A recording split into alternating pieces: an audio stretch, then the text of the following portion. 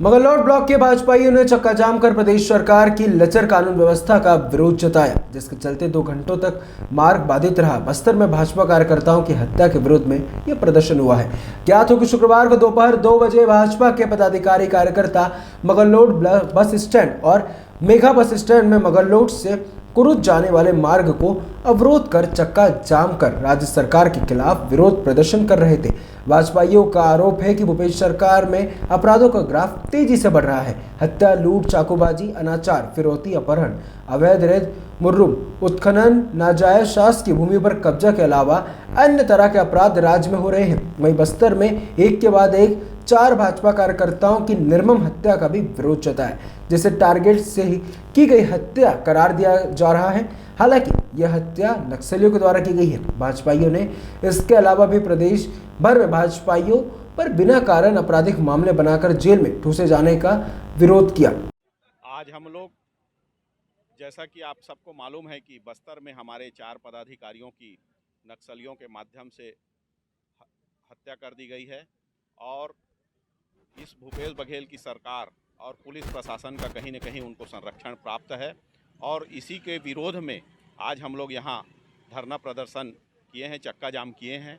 और यहाँ मगरलोड के अलावा पूरे छत्तीसगढ़ में सभी विधानसभा में 400 स्थानों पर यह चक्का जाम किया गया है और यह सरकार पूरी तरह से फेल हो चुकी है, नाकाम है और इस सरकार को हम लोग जगाने का काम लगातार कर रहे हैं। और भूपेश बघेल की सरकार कहीं न कहीं भारतीय जनता पार्टी के इस आक्रामक रूप से डरी हुई है और इसी कारण से हमारे भारतीय जनता पार्टी के नेताओं की हत्या में संरक्षण दे रही है, उनको झूठे मामले में फंसाने का काम कर रही है। इस तरह से यह सरकार पूरी तरह से डरी हुई है, नाकाम है। हमको इस धरना प्रदर्शन में या चक्का जाम में हर जगह हमको समर्थन मिल रहा है, आम जनता का समर्थन मिल रहा है। और आज हम गांव-गांव जब जाते हैं तो पता लगता है कि सरकार के खिलाफ लोगों में कितना आक्रोश है और इसी से हम सबको इस चीज़ का एहसास है कि सरकार के विरोध में आज पूरे प्रदेश की जनता खड़ी हुई है। अवैध रेत खदानों में विपक्ष का क्या रणनीति है? देखिए, अवैध रेत खदानों का भी हम लगातार विरोध कर रहे हैं और यह जो सरकार है निश्चित रूप से अवैध खदान या अवैध दारू या जुआ सट्टा खिलाने का काम कर रही है और जितने भी अनैतिक कार्य है उसको संरक्षण दे रही है। तो हम लोग इसके लिए भी आने वाले समय में भी फिर पुलिस प्रशासन को जगाने का काम करेंगे, पुलिस प्रशासन के विरोध में काम करेंगे, खनिज विभाग के खिलाफ आंदोलन करेंगे।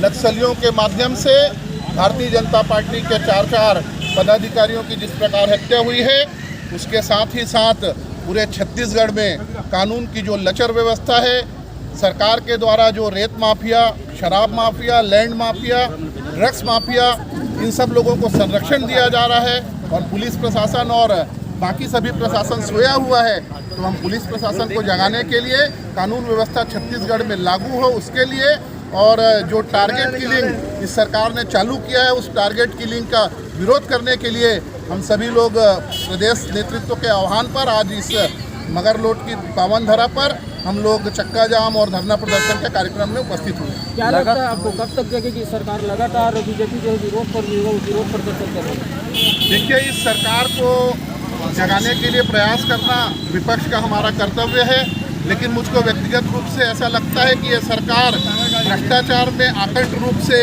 डूबी हुई है, गले तक जो है वो भ्रष्टाचार में डूबी हुई है।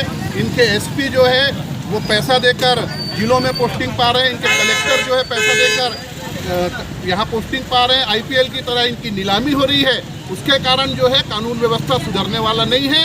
6 महीने 7 महीने जो है भारतीय छत्तीसगढ़ की जनता कांग्रेस की सरकार को भोगेगी, लेकिन उसके बाद निश्चित रूप से भारतीय जनता पार्टी की सरकार बनेगी और कानून व्यवस्था को हम सब लोग सुदृढ़ करेंगे। इस तरह से देखते हैं कि मगरलोड क्षेत्र में लगातार अवैध तरीके से रेत का खनन हो रहा है, जो चर्चा का विषय बना हुआ है। बिल्कुल, आज हम लोगों ने मंच के माध्यम से इस बात को उठाया कि कैसे यहाँ रेत माफिया का काम चल रहा है, कैसे यहाँ जुआ सट्टा का काम चल रहा है। पुलिस प्रशासन जो है जागे, नहीं तो भारतीय जनता पार्टी मगरलोड के हम सभी पदाधिकारी पुलिस थाने का भी घेराव करेंगे और उनको भी जगाने का एक प्रयास करेंगे।